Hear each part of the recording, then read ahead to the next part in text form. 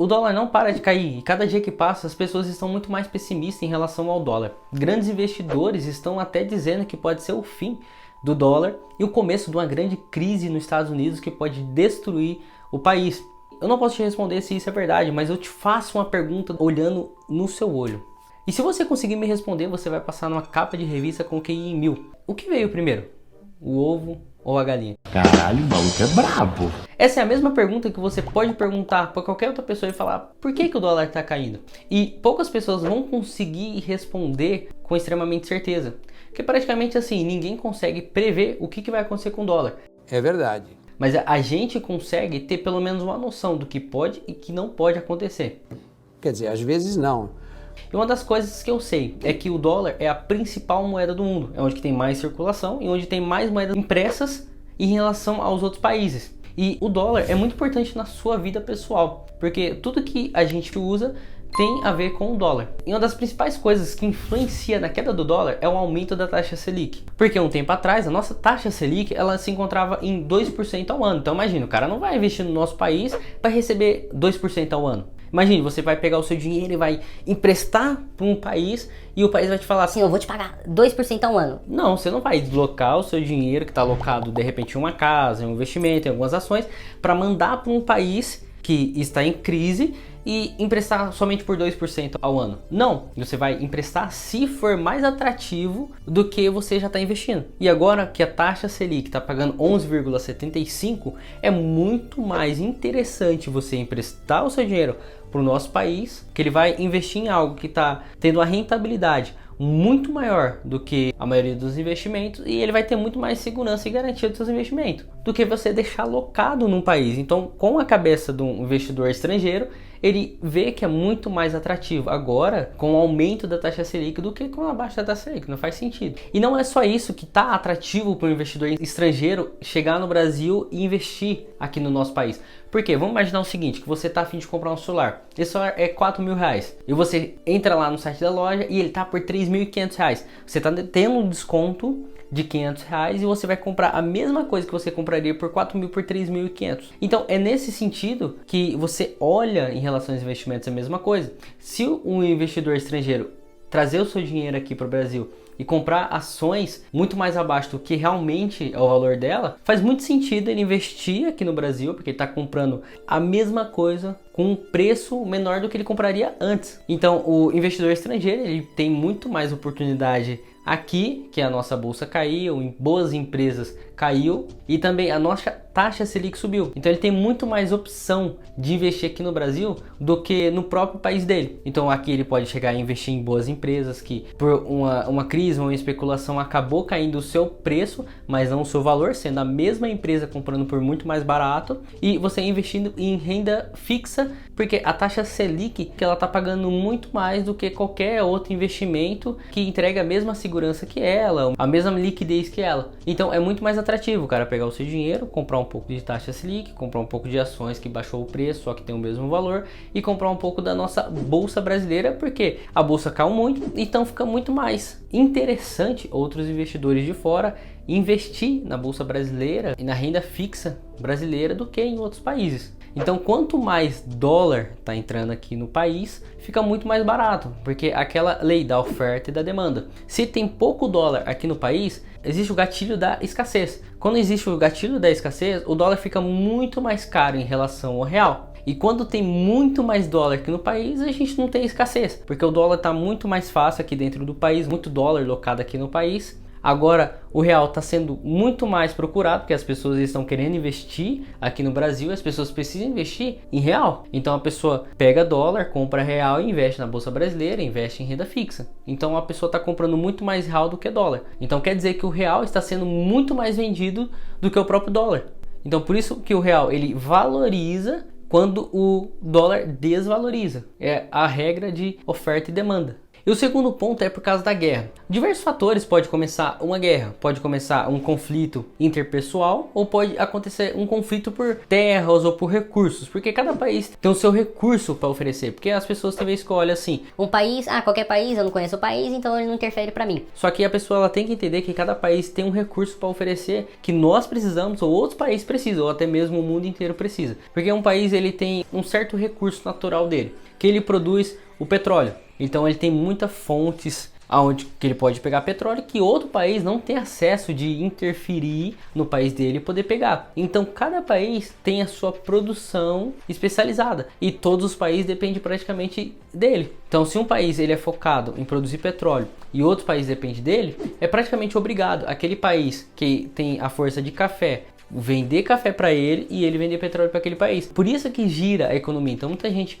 pensa assim: não deve ligar para a China, não deve ligar para os Estados Unidos. não, mas o Brasil ele depende da China, ele depende dos Estados Unidos, ele depende de diversos outros países, porque cada recurso ele depende. O país ele pode produzir, mas como o país ele é uma empresa, ele depende de outras empresas que podem produzir para ele girar toda essa economia e fazer toda a gestão. Cada um precisa de um e cada um ajuda um. A guerra começou por diversos fatores e acabou um bombardeando, um ameaçando e acabou virando toda essa confusão. Então isso afetou muito nas commodities. As commodities são matérias-primas oferecidas por cada país. Como o Brasil. O Brasil ele tem café, ele tem o açúcar, ele tem o petróleo, ele tem diversas commodities. Isso afetou muito porque existem os 3 maiores países de commodities. O primeiro é a China, o segundo é os Estados Unidos e depois o Brasil. E como aconteceu vários conflitos, várias confusões, várias coisas, esses 3 países ficaram muito mais atrativos do que os outros que estão dentro de uma confusão.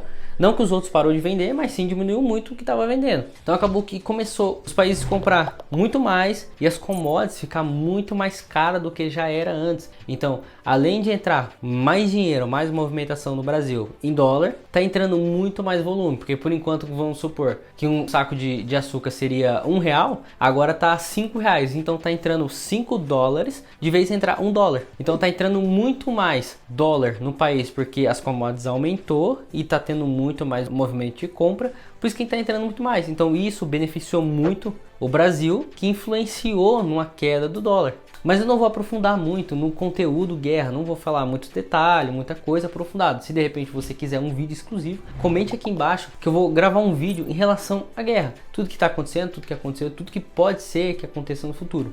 Mesmo com tudo que está acontecendo, existem várias formas de você ganhar dinheiro, que pode ser uma das, na minha opinião, melhores oportunidades que você pode aproveitar, é de você investir o seu dinheiro em opções que a maioria das pessoas estão com medo de investir. Porque vamos imaginar o seguinte: o que a gente depende do dólar? Vamos supor, quando a gente levanta de manhã, a gente vai lá e come um pão de queijo. O pão de queijo ele precisa do trigo.